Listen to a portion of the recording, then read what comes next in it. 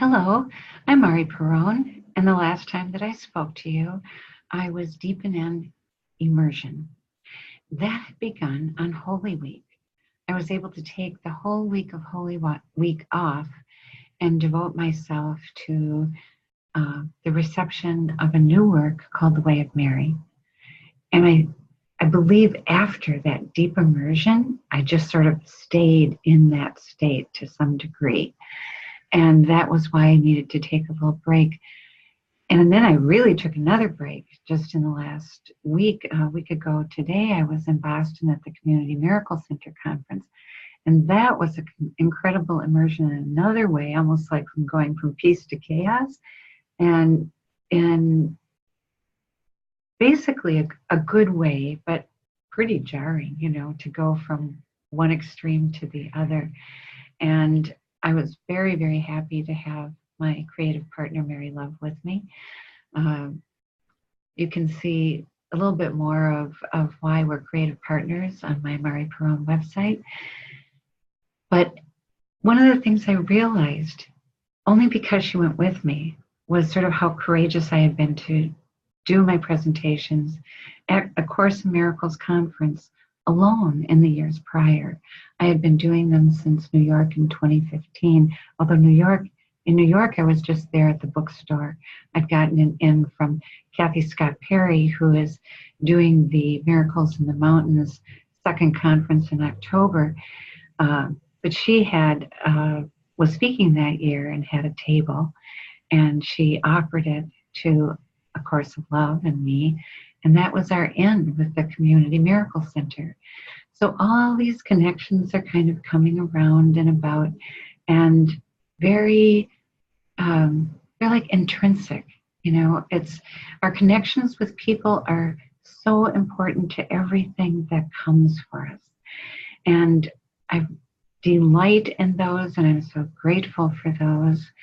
And yet that's really not what I had intended to talk about today.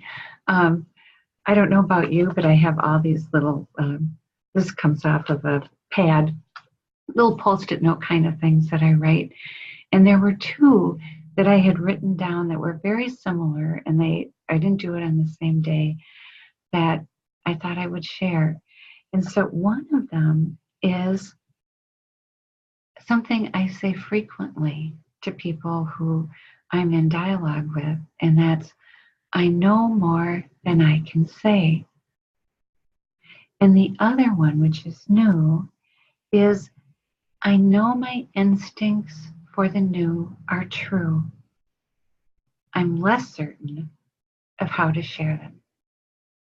And I wanted to share those two little phrases, which also kind of go with the newness of receiving something intensely and the newness of a conference, that where we are headed is the new, and what we are feeling and even thinking about, or being thoughtful about, is also so often now of the new, that articulating it is not always easy. And that's okay. I just want you to know that's okay. It will come, and it will come most truly and most faithfully by just sharing who you are. Share that vulnerability. I did that in this Boston conference with Mary, and I felt so good about it because it was like a demonstration to me. It was a demonstration, and I don't know how many saw it that way, but it was a demonstration of sharing in relationship.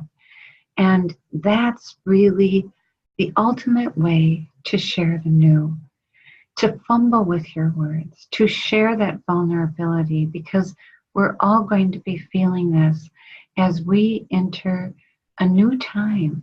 And there's new ways of knowing and feeling and relating. But relatedness, sharing in a relational way, is, I believe, key, even when you know more than you can say. And even when your instinct for the new is something not easy to share. Just give it a try and see what comes.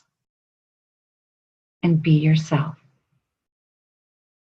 Thank you for spending time with me.